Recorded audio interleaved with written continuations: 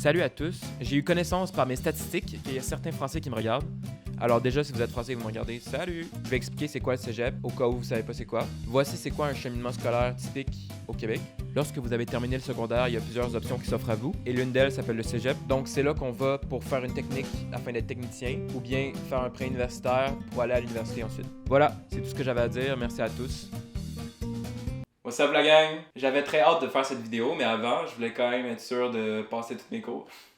Je vous rassure, c'est le cas. On rentre à l'Uni l'année prochaine, let's go. Aujourd'hui, je vais raconter les hauts, les nombreux bas et mon expérience slash ressenti par rapport au cégep. Cette vidéo est dédiée à tous les finissants du cégep ou même les nouveaux arrivants qui pourraient se poser des questions sur comment ça se passe.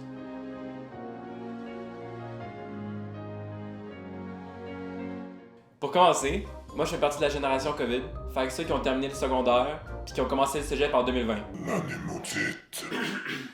Les gens de mon année, je suis sûr que vous vous souvenez de ce moment-là. On n'a pas d'école pendant 2 semaines, yes! Ça va être tellement nice!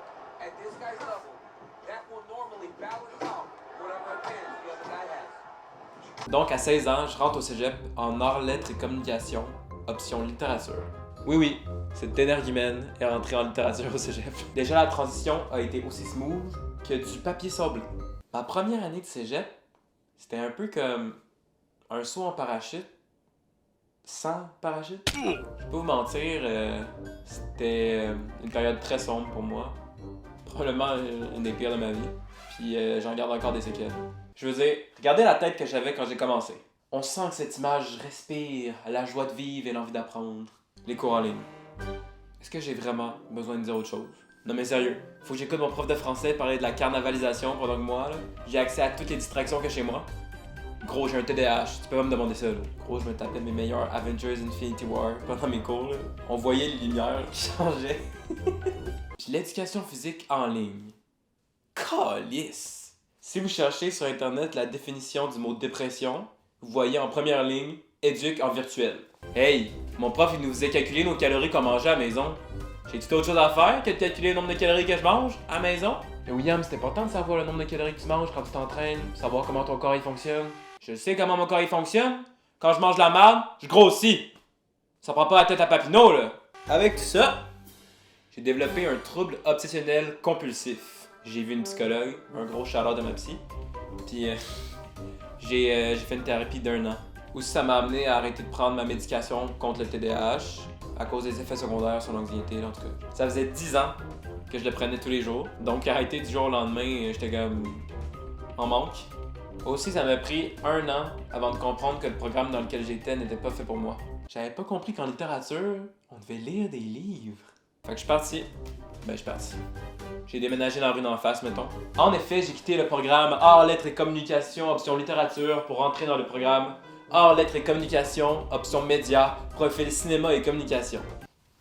Je le sais, c'est un nom beaucoup trop long pour dire que je vais rester au chômage toute ma vie. Bon, blague à part, c'était le meilleur move à faire pour moi parce que j'ai adoré le programme, puis je sais que si j'avais commencé ce programme cinéma en COVID, j'aurais pas aimé autant ça. Puis ça m'amène aussi à vous dire au nouveau que si, admettons, vous trouvez pas le bon programme du premier coup, il y a vraiment aucun souci avec ça. Au contraire, ça peut vous aider à avoir une vue d'ensemble parce que vous pouvez faire des liens avec les différents domaines dont vous aurez appris.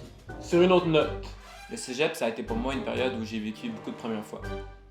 Bon, j'étais encore puceau, là, mais il y a d'autres choses qu'on peut vivre pour une première fois, ok? Premièrement, pour la première fois de ma vie, j'ai été en couple. Attends. T'as été en couple? Ouais. Pendant 4 mois, genre. Mais tu viens pas juste de dire que t'étais puceau? Ouais, pourquoi? Non, pour rien. Laisse faire. Bon. Comme je disais, pour la première fois de ma vie, j'ai été en couple. Pour la première fois de ma vie, j'ai vécu une rupture aussi. Aussi, j'ai vécu ce que ça fait d'appeler quelqu'un ta blonde, /chum, /partenaire, /whatever, pour la première fois. Puis les effets que ça a sur ton entourage. Comment ma soeur a réagi? Ouais, fait que là, j'étais avec ma blonde pis... Ah, dis pas ça, j'aime pas ça. Quoi? T'es mon petit frère, ça marche pas dans ma tête que t'as une blonde. Comment mon frère a réagi? Hey, tu sais pas quoi? Je suis en couple. Oh, c'est vrai? Nice.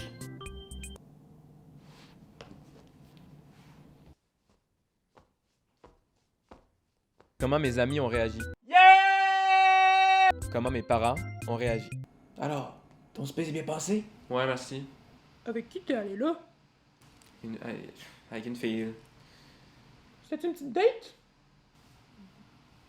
Ouais. Ah! En tant que parent, on réalise pas que nos enfants grandissent. Mais ils deviennent des adultes plutôt qu'on le pense. Bonne chance dans tes histoires de cœur, mon fils. Merci, papa. Puis, c'est quand que tu nous présentes ta blonde? Wow! Minute papillon, là. On a eu une date ensemble, c'est pas ma blonde encore. C'est quoi son nom? Elle s'appelle... T'as rencontré où? C'est quoi qu'elle fait dans la vie? C'est quoi son groupe sanguin? Un bout de chili? C'est la douche? C'est une astrologie?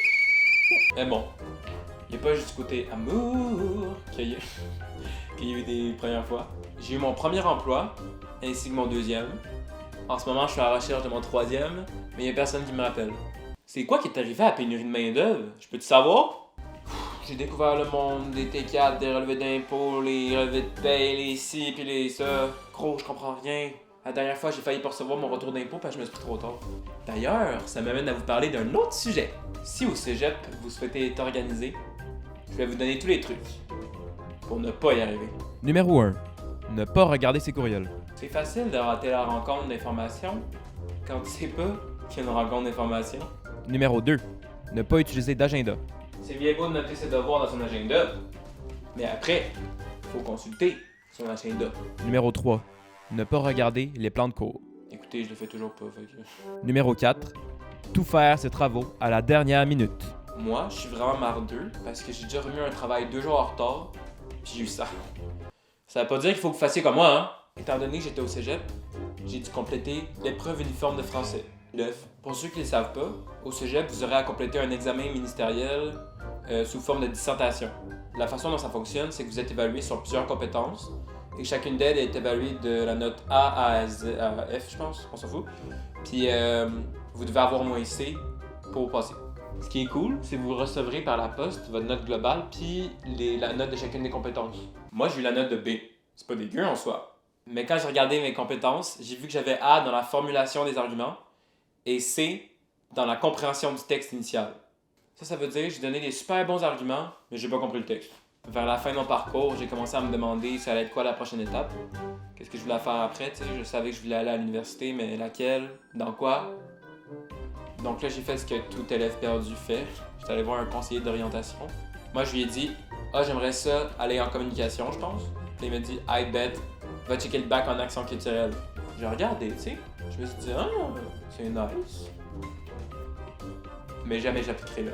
Finalement, j'ai mis tout ce que j'avais puis j'ai réussi à rentrer dans un programme de rêve pour moi. J'arrive toujours pas à y croire. Passez-moi quelqu'un. Mais bon, j'ai vraiment hâte de commencer l'université, boire un maximum d'alcool. C'est une joke. Ça va être la fin de la vidéo. Je pense que j'ai pas mal fait le tour. Ben non, j'ai pas fait le tour, c'est pas vrai. Il y a beaucoup de choses dont j'ai pas parlé parce que ça rentrait pas dans la structure de mon sketch, puis en tout cas.